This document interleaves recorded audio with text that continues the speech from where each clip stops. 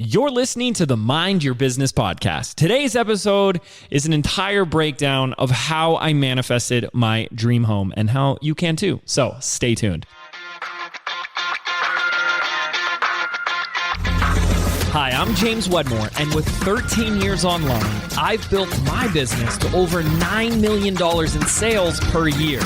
And this is the first non-business business podcast that shows you how to apply the principles of spirituality, energy, and mindset to create true and lasting success, all from the inside out.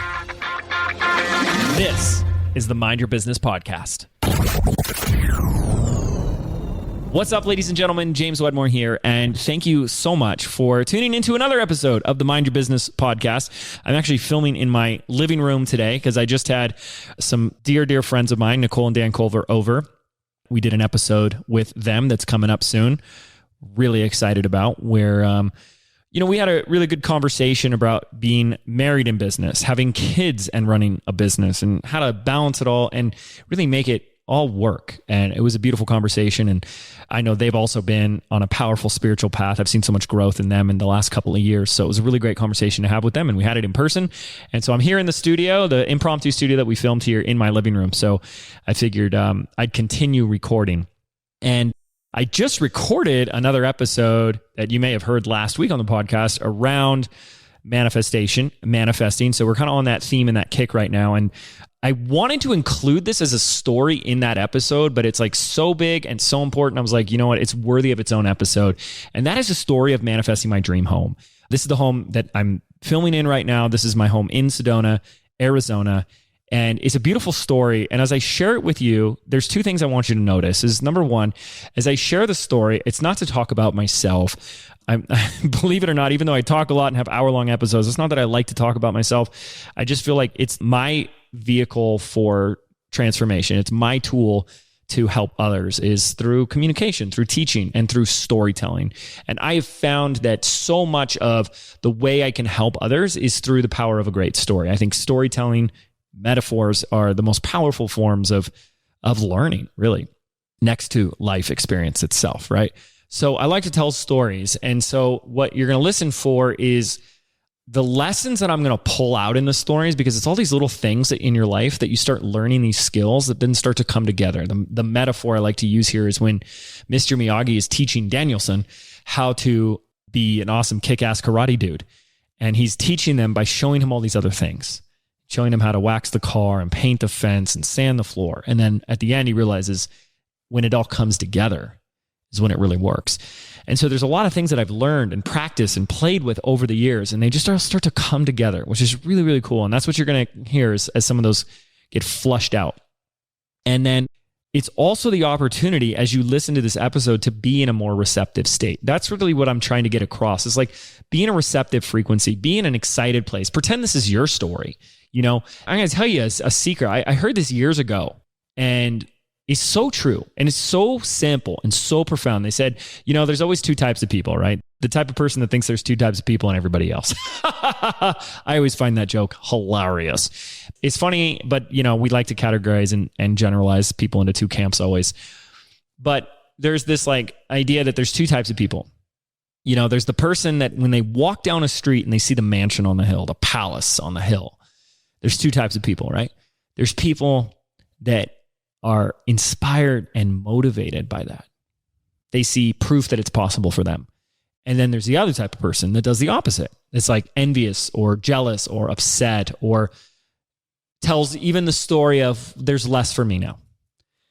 I don't think I need to tell you which one is going to help you get where you want to go. We could go down a whole path of just that simple distinction right there of how it will radically change your life if you celebrate the success of others.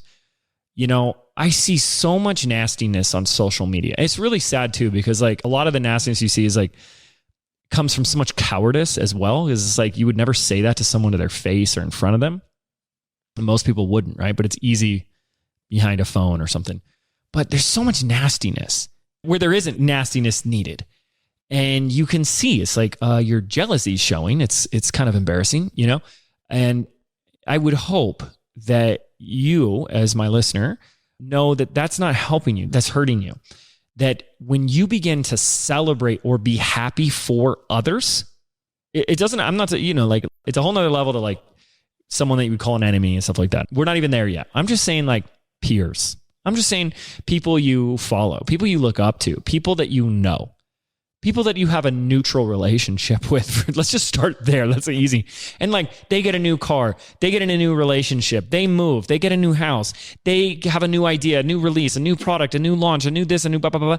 Like begin to notice where your brain goes on default automatically. Is it go to a place of like, oh, well, of course they did, oh, look at what they did again. Or like, I'm so happy, because if you're not, I always like to be in jest and say, well, what would you prefer the opposite? That everyone else doesn't have anything and everyone else is miserable. Everyone else doesn't get their dreams realized. Everyone else doesn't get to accomplish their goals. Is that what you would prefer? Because what would that change? And instead, if you looked at it like driftwood, so we're going to use that anchor. I've used that in the past, driftwood. Others around you in your sphere are having successes and accomplishments or results. When you look at it as driftwood, it's going to change everything. So what do I mean by driftwood? There's a story in one of the first law of attraction and manifesting books that I read that was about Christopher Columbus. Now, is this true? Who knows? People make up stories all the time. It's irrelevant if it's true or not. It's a metaphor and it's a powerful one. And there was something about him journaling or sharing or writing. I think he was on the news or something, right? Christopher Columbus was on like CNN or something. And he's in an interview and they're like, did you ever get discouraged? Did you ever get discouraged about finding land? And you go, oh yeah, I would. But then I started finding driftwood. And when I saw driftwood, it gave us hope because driftwood wouldn't be out in the middle of nowhere unless you're close to land, and land was where we were going. So the driftwood was evidence that we're on the right path and we're getting closer.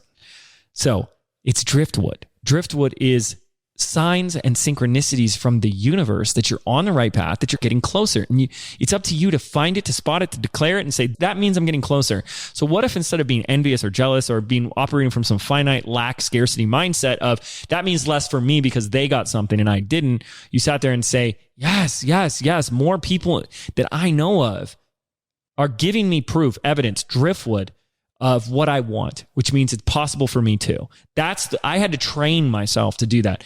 The fact that they can do it means I can do it too.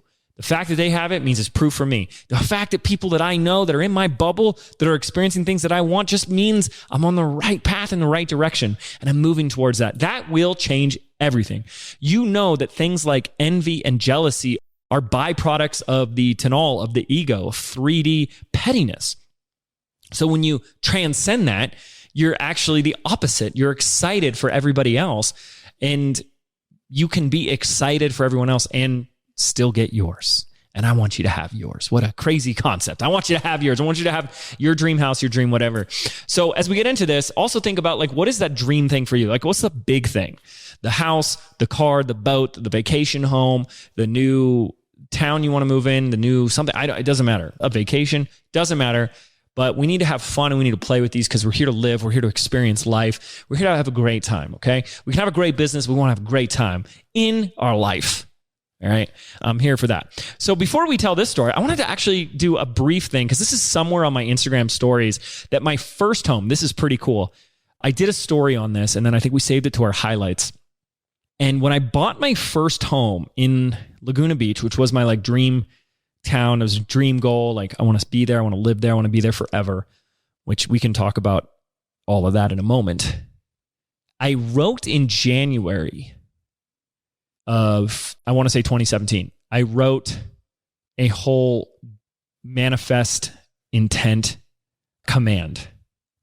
There's something really powerful about the law of intent and living from a place of intent. When we start to play with reality being more malleable, this idea that it's like a hologram, this is projection, that you're like the author. And whether you believe that or not, just play with that. You're like in a video game, but you're like the video game creator and you're the player and you're the character. What are we commanding? What are we creating? I command, I intend, I create, I decide. This powerful way of willing into existence, not will through 3D efforting, but willing of our entire being. And so I wrote this thing out that like, it is done. It is so. And I really love that. It is done. Show me. It is done. Thank you. Decide. That I would have my house on December 1st of that year. So I started the year and I'm like, this is it. And that was a big step for me because homes are expensivo in Laguna. My goodness. Talk about overpriced. But that's what I wanted. I created a rule for myself a long time ago because let's go beyond logic and reason that if something is a 9 or a 10 for me, do I want it 9 or a 10? Well, I still want it a month later, or 6 months later. I'll never let money be the reason why I don't get what I want. I don't want anything to stand in the way of what I want. And I think that's a powerful way to live. You want it, you deserve it. Like we don't need to talk about deserving because that's all just an illusion. Of course you're deserving. Who decided that you weren't? We did. When we were like 5, right? So I wrote this down just in some journal. And it wasn't about like a year or two after that. I think it was about a year and a half after that I found the journal again. We were moving offices and I go, holy cow. And we went into escrow. They accepted our offer and we went into escrow on December 3rd. So 2 days after I said we would, which was pretty cool. And then I go, well, wait a second. So we saw the house on that day or the day before. I was like right on it. So that was pretty awesome. And that was really fun, you know? And so that's why I like these stories and these examples because they're like a big thing. And there's like, a lot of times it's like this big thing. I mean, like the universe is like moving mountains and there's just like miracle after miracle that you can't ignore. So here's a lot of what started to unfold with this house. The story actually starts back in 2015 when I first came to Sedona for the first time. And before I got to my hotel, I noticed myself already asking myself the question, how do I move here? And that was like surprising to me. I was like, wait, I've been dead set on Laguna my whole life. I mean, that's where I wanted to live, stay, raise a family, everything. It was like Laguna. And then I come here for the first time in 2015. I was like, how do I move here? And so I was already asking the question. And what I trained myself long ago to do is to ask outcome-oriented questions. If you've been a long time listener to the podcast, then you know that's something I'm big on. Most people live this life in such a small 3-inch diameter of possibility, which is if I don't know, then it ain't possible. And that is freaking Hogwarts level because it's going to require some good magic. And so when we begin to ask really scary, courageous questions, like, how could I? Then you move your level of consciousness beyond that 3-inch diameter of the known into the unknown, into the collective unconsciousness. It's changing the frequency, your antenna, to a different station. And if you can sit in the question long enough, eventually, inevitably, you will receive the answer. This took some time because I was in conflict back then because we still hadn't purchased a home in Laguna. I was looking at that. And so this kind of was like, always felt secondary, but it never went away. And I just kept coming back to Sedona year after year after year, minimum 3 times every single year. And then finally, in 2019, I'm like, this is getting redonkulous. I'm coming here 3-4 times a year. I'm spending an exorbitant amount of money on these Airbnbs. And you know what? What I know is if you want to start making something happen, you have to take the first, what they say, leap of faith, that first action. Metaphor that I always visualize is Mr. Harrison Ford, Indiana Jones, and The Last Crusade, and that final scene when he is out on that cliff cave thing and he has to take that first step onto that invisible bridge. That to me is like the metaphor for living, is that every day you have this chance and this opportunity to take a leap of faith, or not even a leap. Okay. Like, let's like chill out. Like a step. You don't need to leap if you just take a step every day. It's like a leap is almost like because you haven't been taking a step for a year and now you got to leap to catch up with yourself. It's a step. Okay. You take that first step into the unknown. And I believe that we have our beliefs. We have our belief system and we have our BS, right? We have these limiting beliefs, this programming. And the greatest way to override the program, and I know there's all these like magical, fairy dust, magic wands, things like rewrite program, but like the greatest way for yourself to self-coach and rewrite yourself, something happens through action and experience. So if you ever begin to notice a limiting belief you have, identify the opposite and then take an action aligned with that. So like, I don't think it's possible to get a home out in Sedona, or I don't think I could have 2 homes, or that's, I was kind of in some of that. I was like, I don't want to be that kind of like a-hole that says, oh, my summer home. Oh, we'll just go to which home should we vacation at? Oh, is that a Chianti? Oh, a fine Pinot. Thank you. That was never really what I was trying to be, but I couldn't ignore that feeling. Okay. And that's another thing. You'll notice I go on a lot of tangents. I tell a very short story, but that's the whole point, is the story becomes kind of the guide that offers some things to share with you, is that we tend to, most of the time, not honor that feeling. And it's like, how else is that higher aspect supposed to freaking communicate with you? We put so much importance on the 3D, so we do the opposite to anything that isn't. And if you trained yourself to honor and respect and value those feelings, a lot would change. Put more importance on that. So I was beginning to put more importance on this tug. That tug you feel when you're like, I don't know what it is. It's like the head and heart is at war, and we always know who's right conceptually, right? The heart's never wrong. But man, the head is like so much better at fighting and winning. It's just so good. It's so good. It's got so much logic and so much reason and so many excuses and so many concerns. It's so good. But when you train yourself, like you can put yourself in your own ninjutsu trap here where you're like, well, logically, I know that my heart is right. So I use my logic against myself. And I'm like, logically, this feeling ain't going away. So there's something here.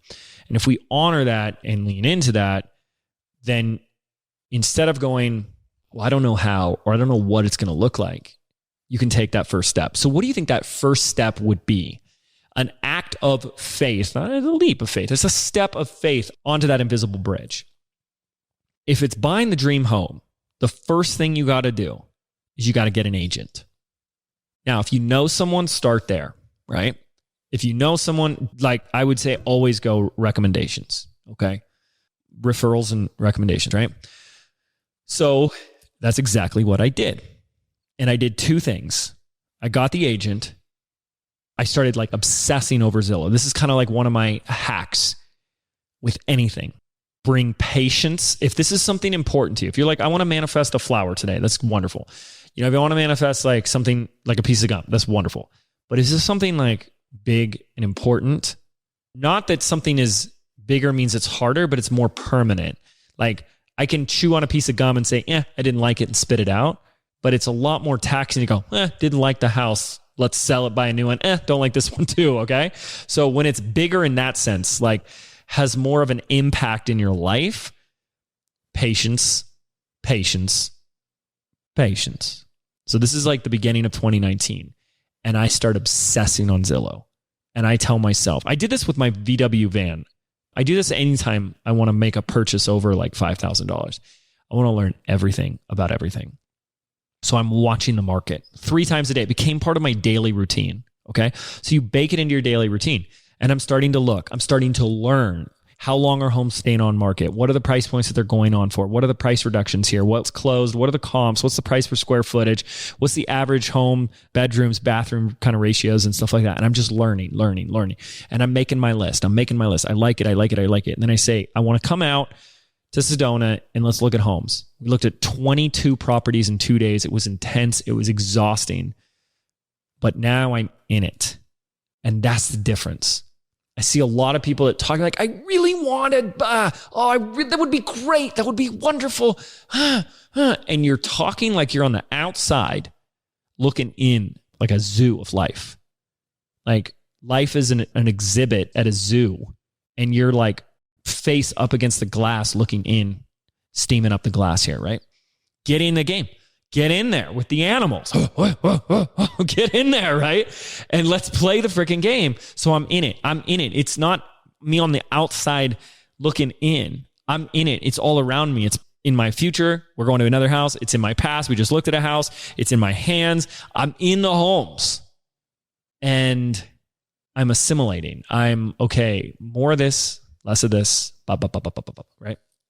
Okay. So at this point, I am still, this is like the point of all of this, is I still don't know what my plan is. I don't even know if it's going any further than this. But there's just a way of like being completely open to something miraculous or different or outside. Like people are so hell-bent on needing to know exactly what this is going to look like, exactly the plan. It's like, look, I ain't doing anything until I have the plan, but all we're doing is looking, you know? Start going to the car dealership and test driving cars. Like that's what we're doing, right? We're test driving life. And it was probably the third or fourth house when I start telling the agent, like, you know, I don't really know. This is kind of what the situation. And she's like, oh, well, yeah, that makes sense. But, you know, a lot of my clients just Airbnb it when they're not here. And I laughed at her. I feel so silly now. And I laughed at her. I was like, wait, what do you mean? Like, for real? Like, isn't that where you just like rent out a bedroom or something like that? And like weird people just come and stay. She's like, no, I think they do pretty well, actually. And she had me really curious. I had never for a moment thought about the Airbnb thing. So I went home and I did some research that night and I found some numbers and some formulas on like what it could actually make. And my jaw hit the ground. And I'm like, holy cow, that's it. So I didn't have a plan. I didn't have the solution. I didn't have the end game up until that moment, which didn't come until after I'd taken steps. That's why I say to my students, action creates clarity. But I moved in the right direction, one step at a time. Now I had another step of clarity, which is, you know, I'd been kind of battling or hesitating and saying, I don't want to just be this guy that has a second home. I'm paying 2 mortgages so I can go to a place 3 times a year for like a couple days at a time. That doesn't make sense. And I'm like, I can't rent it out otherwise. And they're like, well, you can with Airbnb. And so I go, holy cow, that's what I'm going to do. So I purchased one and then I closed escrow. This was the end of 2019. And I closed escrow on that one right at like the first week of January of 2020. And as you know, 2020, I don't know if you remember 2020 at all, but we had a pandemic. And right as things were coming down the pipeline in good old California, I just had this weird thought to say, you know what? I'm going to go out to Sedona and set up the house. I'm just going to set it up. It's just been sitting there January, February, now end of February, like beginning of March. It's just been sitting there vacant for like 2.5 months. And I'm just going to go out there. I'm like, we haven't done anything yet. I'm going to go out there. I go out there and I start setting it up. I'm buying furniture. I'm getting everything on Amazon. I'm doing all this research. I'm learning how to do an Airbnb. I'm like, this is amazing. I've got my place. I can come here anytime. We're going to Airbnb it while I'm not here. This is fantastic. I am stoked. And then some other people that I know have come out to Sedona as well. One of those is my good buddy, Jim Fortin. He was out there during that time and then he had to leave. And there was this moment. I'd been about there about 3 weeks, 2.5, 3 weeks. And okay, now we're like full into like the lockdown just started and it's a ghost town. It's like me and I'm like the only person in this town. I felt like I had the whole town to myself. And Jim says, yeah, I got to go back to Texas. We're still moving out. Da, da, da, da, da. And I just did this weird thought where I said, I wonder if I went back to California right now, what that would be like. And I almost cried. And I was like, whoa. Got like really emotional. It's like someone you love more than anything saying, I'm going to go leave you now. And maybe I'll see you in a couple weeks or something. Maybe in a year. That same level of like, I'm going to miss you. It was like a sadness. And that's when I realized like this was home. And it wasn't just about getting an Airbnb or a place to come a couple times a year. I was like, this is home. And it was completely unexpected for me, unplanned, unscripted in any way. It was like she seduced me and tricked me. And by the time she had me out here, I couldn't leave. And this is where I've been ever since. And I got a couple of Airbnbs, started setting them up. And then I said, you know, now it's time for my place. Like I want because these were little properties I was getting, just like nice little homes. And I was like, I want a place that's mine. And I was really feeling that. And I had a few things come like as a criteria. Okay. So I set up the Airbnbs and now I'm like, now is my time to like manifest this. And I need to put like everything into play that I know. And I repeated the process. I start going on more and more open houses and I start creating a criteria and I write this list down. And I really had 3 criteria. It was really simple. It was, I wanted it to be large lot and square footage. Wasn't exactly sure on the amount, but I was like anything over 3,500 square feet, like 4 would be really nice. Proximity to the location, like West Sedona area, and then a specific view. And that specific view was Thunder Mountain, which is the big mountain in town. I'm like, I want that front and center. I start going on open houses again, tours and stuff like that with the agents. We're checking out homes, all that type of stuff, showings, whatever. And about 3 homes in, I find it. I mean, like this was it. Holy cow. This house was just unbelievable and it had everything. And it just checked all the boxes. It was perfect. It was amazing. It's incredible. And they basically say, well, we need this is as soon as the market turned and started going nutso, like up, way up. And they said, well, we need an offer in like by 5:00 tonight. And it was like 2 because we got some other offers in. I put my offer in and it's like, I had like 3 hours to think about this. I put an all cash offer, 200,000 over asking. And if I'm being really honest with you, I was like totally in my head. Like I got into my stuff. I got into fear. I was like, I don't know if I can make a decision this fast. Like, whoa. It's like, we haven't done like inspections or we have to waive them. And like, I looked at the house for like 30 minutes. It's amazing and it's beautiful, but like, this is fast for me and it's all cash and it's 200,000 over asking like, and this was not cheap. And, but I put it in. And then I went out to dinner with the team and some friends that night. And it was kind of like a celebratory, like, hey, this is awesome. This is exciting. And then that's when my realtor called me and he told me you didn't get it. And I thought he was joking. I was like, how is that possible? You put in all cash, 200,000 over asking. Well, if anyone's been paying attention over the real estate market at this time, this was about February of 2021. Then you're like, that would make sense. There were 8 offers that went in. And the seller accepted an offer that was $550,000 over asking, all cash. Oh yeah, that makes sense why they didn't choose mine. And I was talking about this, and I was talking about it with Jim and Don Javier, and I told Jim, I was like, yeah, I told him the whole story and everything, and I was like, I'll be honest, I was so in my fear. I got into my head about that, man. It was just like, whoa, it was fast and it was intense.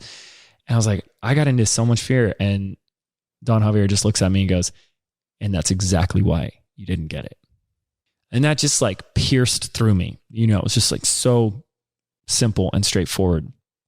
And I realized that I'd forgot, the same way that Luke Skywalker forgets that levitating the rocks is no different than levitating an X-Wing fighter, that I decided that all of a sudden something bigger was different. And I said, I'm going to learn from this and I'm going to make sure that when I see the right one again, that I won't get into that. And it's really funny. I'll sit here and I'll tell you that I think about that house and I would be just as happy in that one as this one, is the one I'm in today.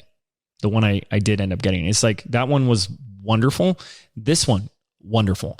Had some things there that I liked that this one doesn't. And this one has some things here that it doesn't. It's just different, but they're both like a 10 out of 10 for me. And that's going to take me to my next thing, is that I like to rate and rank things. I don't know if you like to do that, but I like to rank things because if I have my criteria, then I rank them on the criteria, right? So I have my 3 things. I had the location. I had size. I want it to be big. I want it to be like 4 or 5 bedrooms because I want to be able to have an office, a couple other things. And the view. But the view was the biggest thing. So I went on an additional 27 homes. From that point on, in 6 or 7 months, 27 homes, like almost every home that came on the market in Sedona, I looked at. And every single one since then had 2 out of the 3. And it was always a different 2. Sometimes I only had 1 or 2. No other one had the criteria. And then I rank them. And, they would just come up like a 7. And there's another beautiful thing here that I'm going to pull in, which is one of the fun things about manifesting. When we play with manifesting, when we play with calling in something to our life, it's so powerful. And the reason people kind of grapple with it is because this whole notion of settling. I think we settle way too much in our life. What do I mean by settling? Settling, it's the adjective or judgment as from the byproduct of unworthiness or undeservedness. We would only settle for something in life and call it settling. I'm not talking about settle. I'm going to settle down. That's not what I mean. Settling. Like I settled for less. If on some level, we still don't believe we are worthy or deserving of something. That's why we settled. Because we think that's good enough. I don't believe I can do better.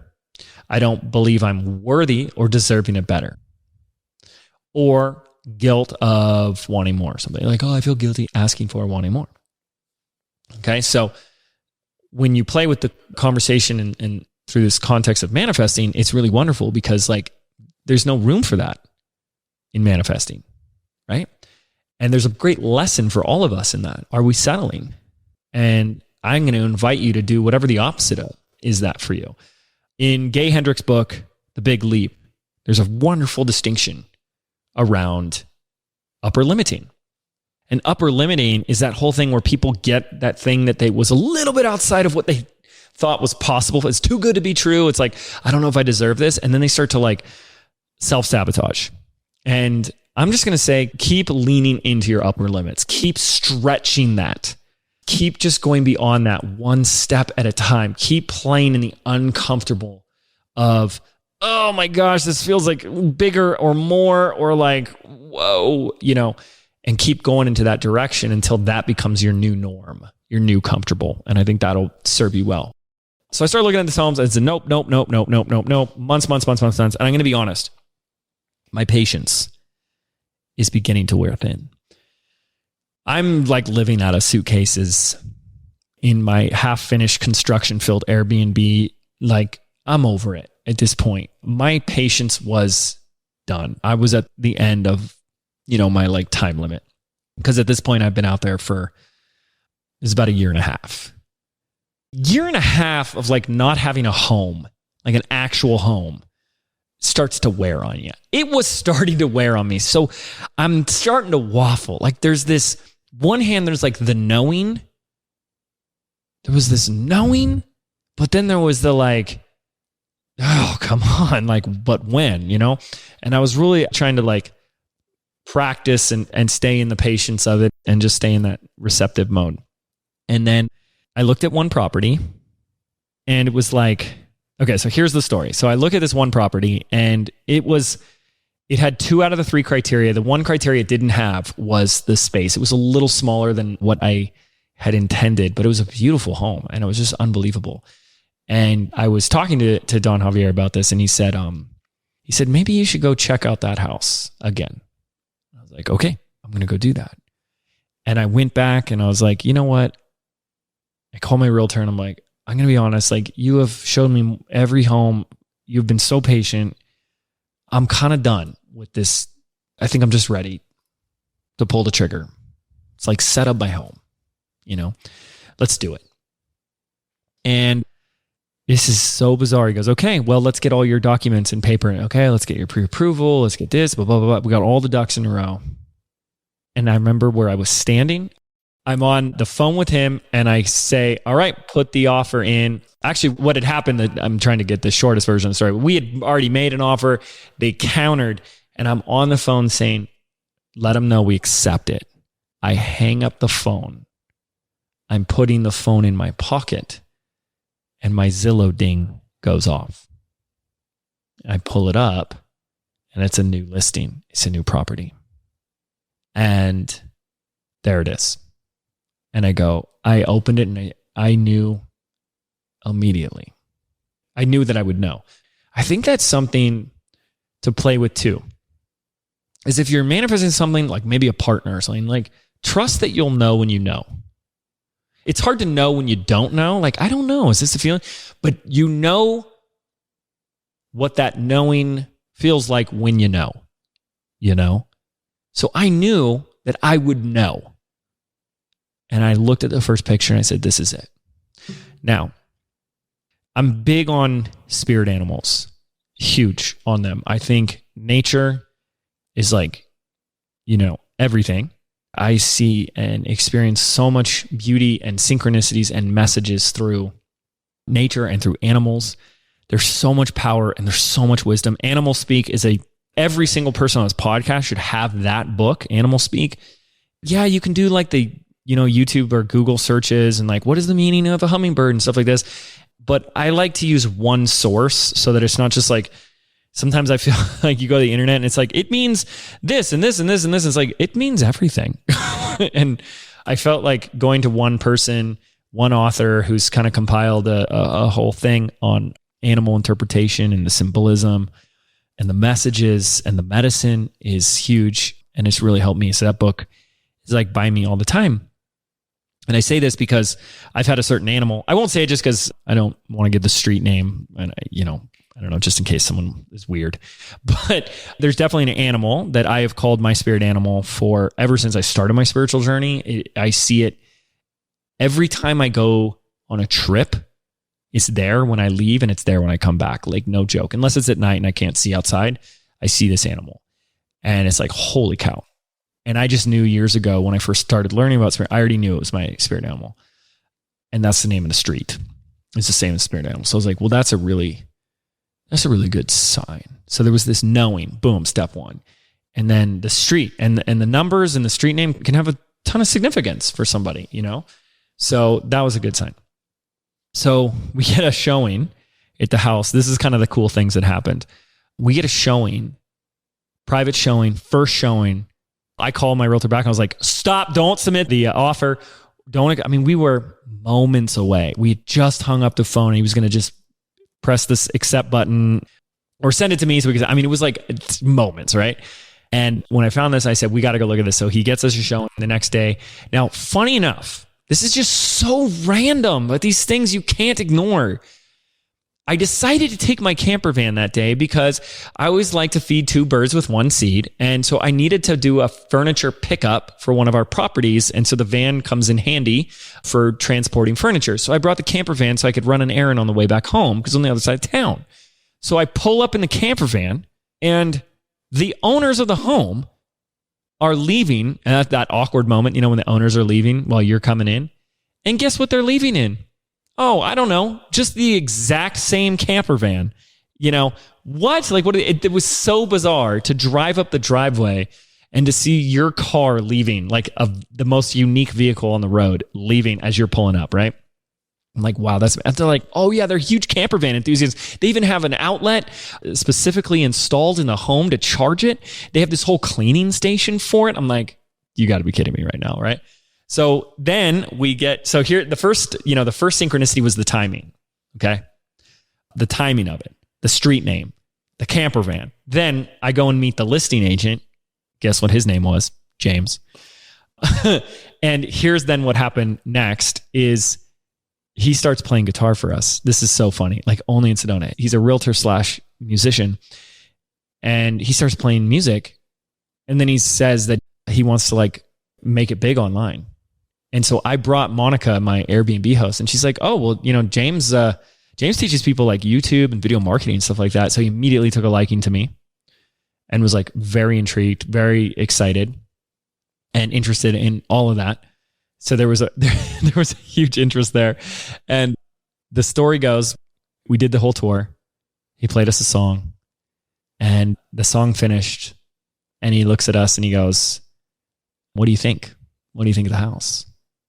And my realtor looks up at him and says, oh, we've already submitted the offer. We're in. He was very surprised and caught off guard with that. I get a call from my realtor the next day because this was like Friday and it was like, now it's Sunday. And they've had 3 other offers, all cash. And I'm just like, oh man, I'm okay. And I was the only one not all cash. Oh boy. Disappointment number 2. And I get another call. He says, one of the offers backed out. This buyer doesn't want to be in this 3-way bidding war. And then we get another call. My realtor laughs a laugh that was like my favorite laugh I've ever heard. It was like kind of like a crazy laugh. Like we just made a miracle happen. Like how did that never happen? And he goes, the seller said the realtor loved you. The sellers loved that you made the offer in the property. So they want to give the house to you. You're the first offer in, even though it wasn't all cash, they want to give it to you. We could only get our offer in that fast because we had all of our ducks in a row because we had prepared for the previous house. And that's how I got it. And that was 6 years in the making, you could say, since that first time I came to Sedona and said, how do I move here? And then a year of active looking and manifesting. And then when it happened, it's like one synchronicity, miracle, define logic. And I'm trying to give the shortest version. There's all these other little things that happened, and whatnot along the way, but those are the big ones. And that's how I got it. And this is like, where I am today and couldn't be happier. So this isn't just to talk about me. It's when I first got started and I listened to those Kevin Trudeau tapes, which I've told stories about that. It's like when I first started learning this stuff. The things I started manifesting were like a compliment or meeting a stranger or a stick of gum. Random little things. Because the trick that he shared, that was the biggest takeaway for me, was he said, you have to start with what's within that realm of believability for you. Luke had to start with the rocks. And only in his mind was it too big to move to the X-Wing. But the story is the end result of 12 years of putting that into practice in many different areas, all areas of my life. People, relationships, business, clients, other opportunities, and what have you, And hopefully wherever you find yourself, you will start with practicing with whatever is within your realm of believability, but you won't stay there. And you'll constantly choose to push yourself a little bit more and make it a fun game. And I think that's what matters. It's like a lot of it was, yes, I was losing my patience, but I had to practice not putting any importance on it. And I definitely, with this one, because it was a more expensive home, couldn't put any fear in it. I didn't add this piece. I want to pause a moment and add this. When I went into that deal, when we walked into this home, when I made that offer, we went through all the steps and all that, there was such a level of staying in your equilibrium, staying in your center, staying in your power. Like, I'm not going to wobble, stress, or worry over whatever. And I think when people say act as if, that's what it's trying to elicit. If you act from the knowing that it's going to turn out right, there's no reason to get afraid, because fear would just be believing that it's not. That's why it's always a choice of faith over fear. Faith versus fear. Trust. And this or something better. It is done. Show me. And that's just like from practicing. A lot of practice. And you might as well start practicing now if you haven't been practicing to experience more miracles in your life. Practice seeing more signs, noticing more synchronicities, putting more importance on those things, valuing those nudges and that like tug, that pull that you're feeling in your heart more, and see where it leads you. It's led me here, and I could have never planned this. And I believe too, it just keeps getting better. And I hope you'll hold on to that sentiment as well. Thanks so much for listening in on my story. I hope it inspired you to go after and manifest something big in your life. Thanks so much for listening, and I'll see you next time here on the Mind Your Business podcast. Take care.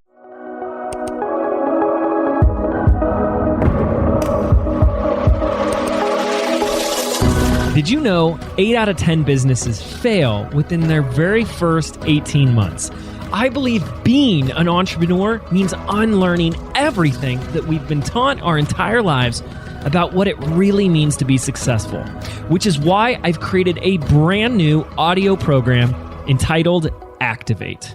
I want to show you how to think, act, and behave like the successful entrepreneur that you were meant to be, so you can step into the vision that you have for your life and your business. And the best part is, this program is yours absolutely free. To register right now, simply visit www.jameswedmore.com/activate, and we can get started right now.